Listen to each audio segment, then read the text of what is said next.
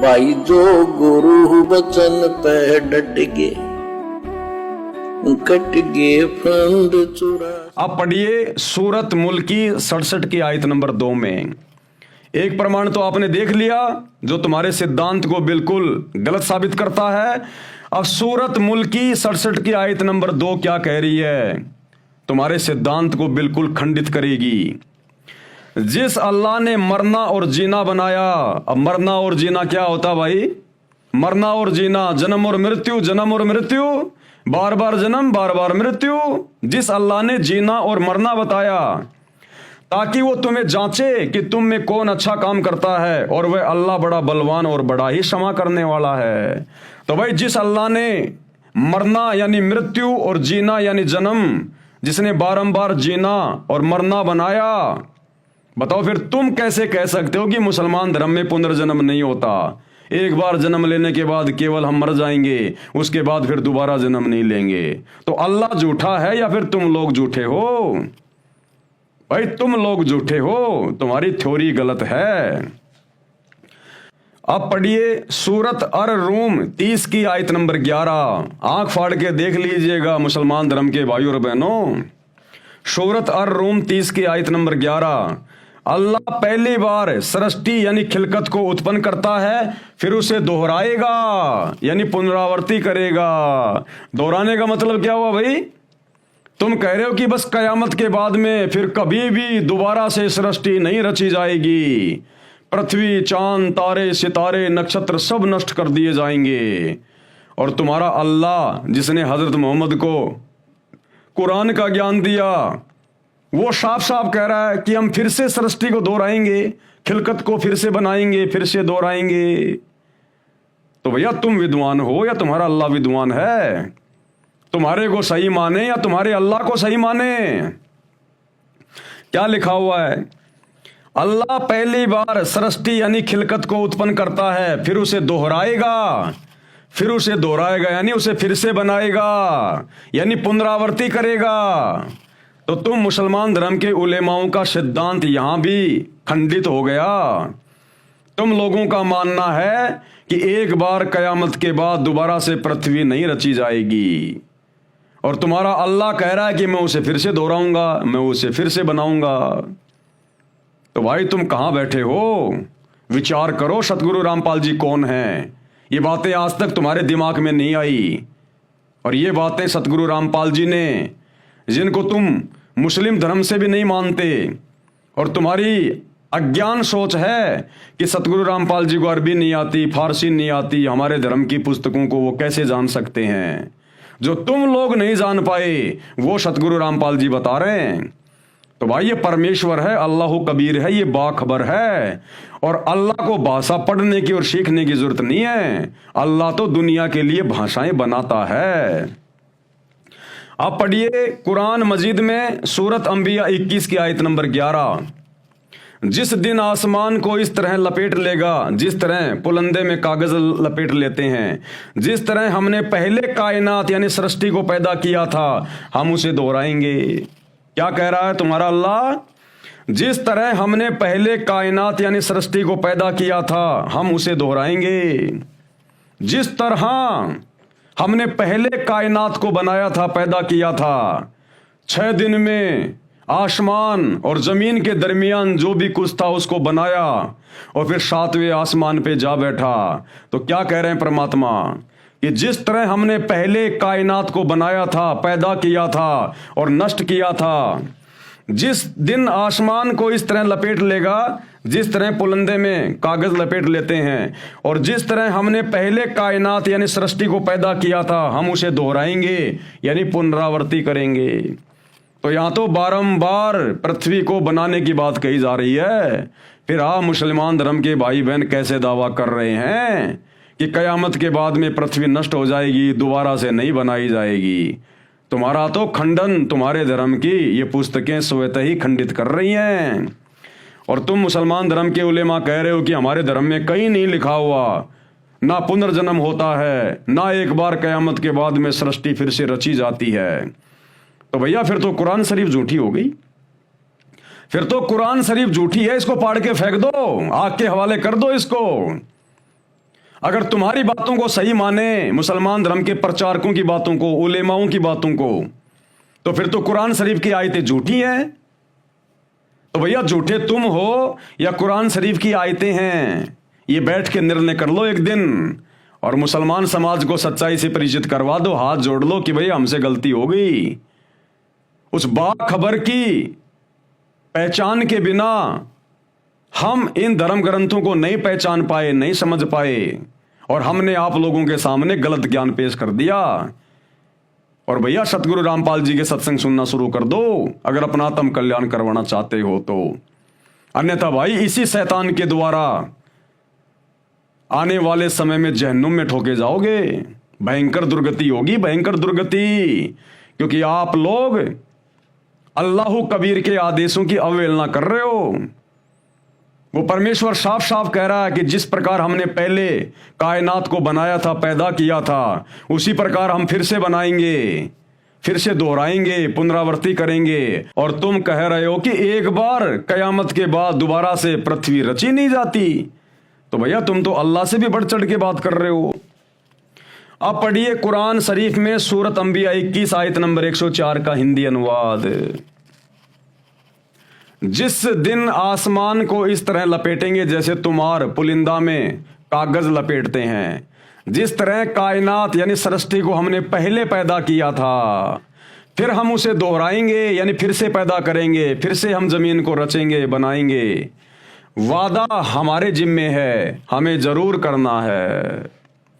आप पढ़िए सूर अल बकरा 2 आयत नंबर 28। देखो कितने प्रमाण दिए जा रहे हैं। तुम कह रहे हो हमारे धर्म पुस्तकों में कहीं लिखा ही नहीं है, कितने प्रमाण दिए जा रहे हैं।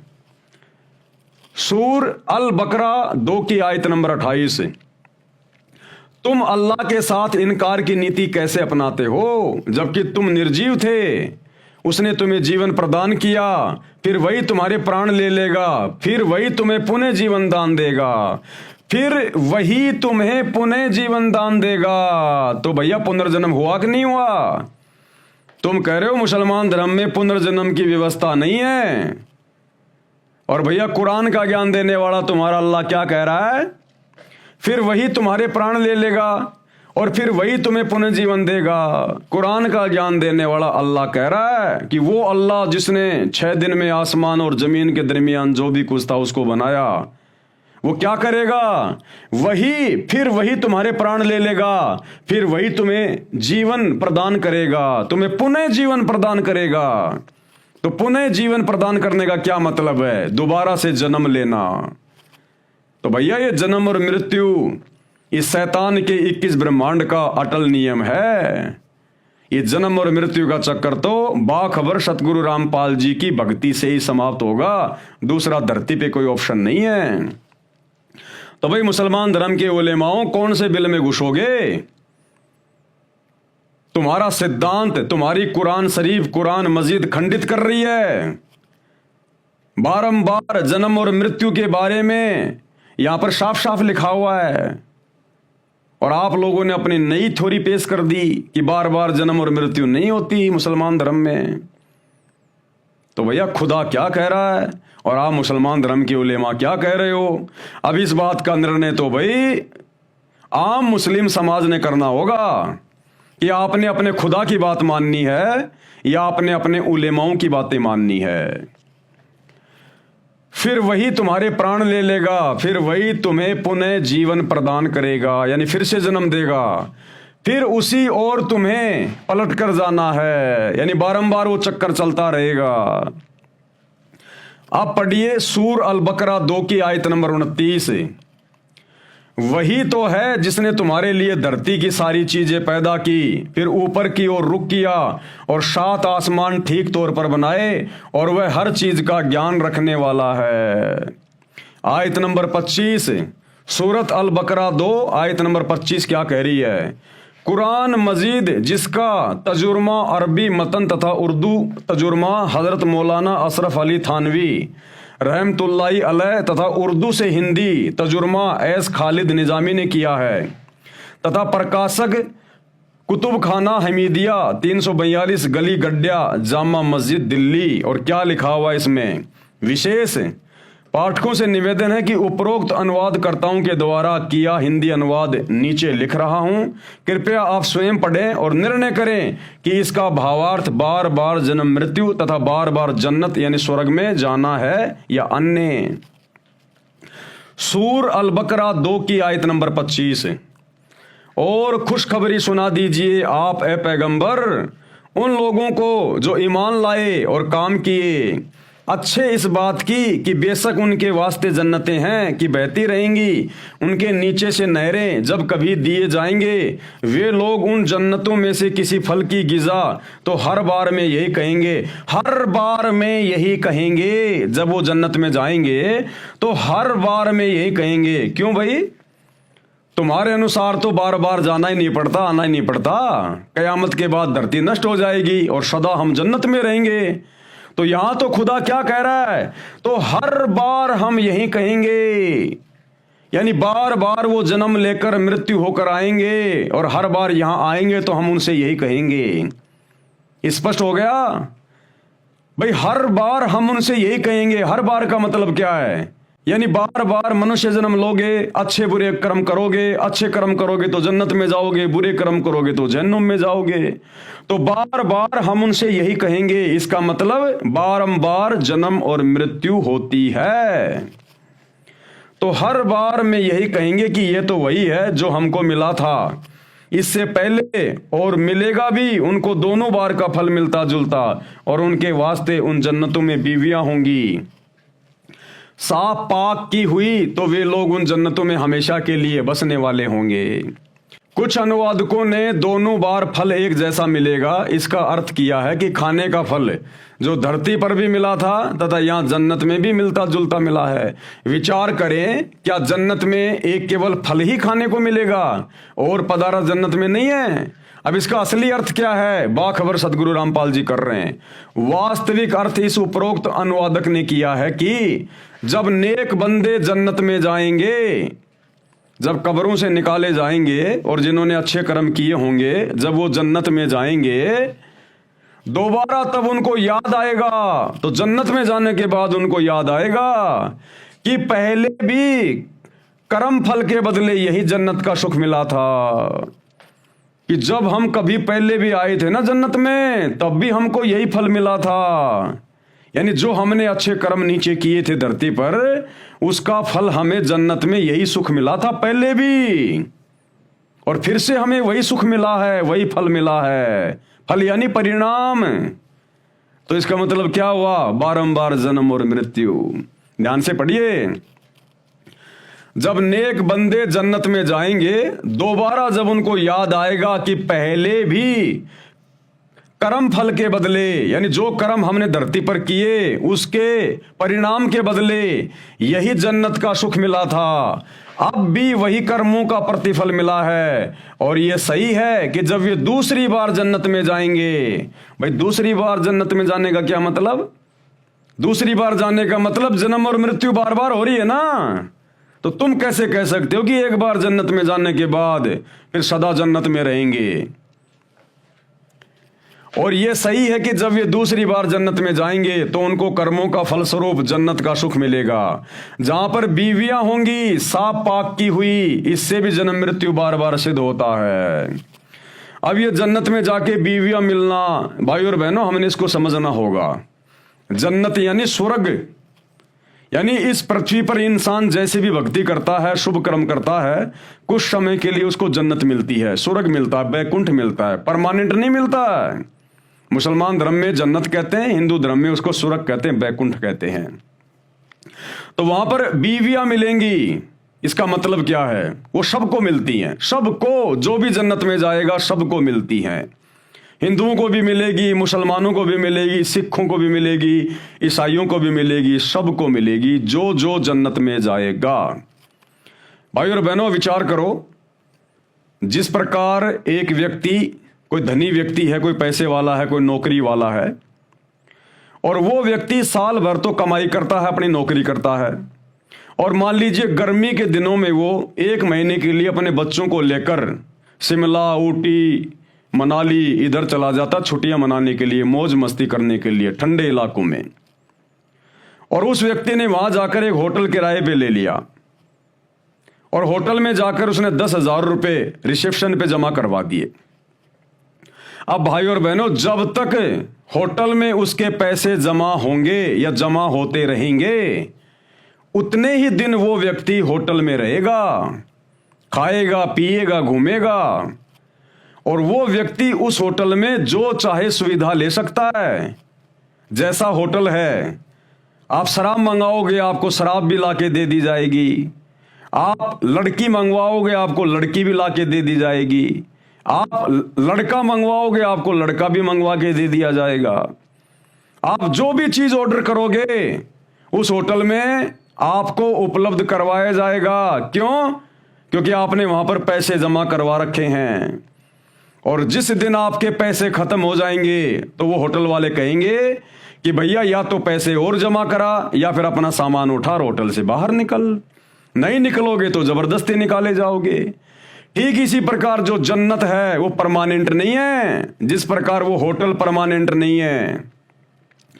ठीक इसी प्रकार वो जन्नत, वो स्वर्ग, वो परमानेंट जगह नहीं है। आपने जैसी भक्ति, साधना, दान, पुण्य इस पृथ्वी पर, इस मनुष्य शरीर में, स्त्री या पुरुष के शरीर में किया है, चाहे हिंदू हो, चाहे मुसलमान हो, चाहे कोई भी हो, आपने जो अच्छे धर्म कर्म किए हैं, और भाई और बहनों, सबसे बड़ी कमाई होती है भक्ति की कमाई। देखो, यहां का पैसा तो पाकिस्तान में नहीं चलता, पाकिस्तान का पैसा हिंदुस्तान में नहीं चलता, तो यहां का पैसा, यहां की संपत्ति, यहां के नोट ऊपर कैसे चलेंगे जन्नत में? तो जन्नत में कौन सा धन साथ जाता है? भक्ति धन। कबीरा सब जग निर्धना, धनवंता ना कोई, और धनवंता उसी को जानिए जिसके पास राम नामक धन होए। राम नाम धन का मतलब होता है भक्ति धन। जो आपने शुभ कर्म किए हैं, दान धर्म किया है, लोगों को कोई सहायता की है, कोई मदद की है, सच्ची आपने इबादत की है, भूखों को खाना खिलाया है, सच्ची भक्ति की है आपने, तो इसको कहते हैं भक्ति धन। तो ये भक्ति धन हमारे साथ जाएगा, हमारे सूक्ष्म शरीर के साथ जाएगा, वो डिपॉजिट होता रहता है।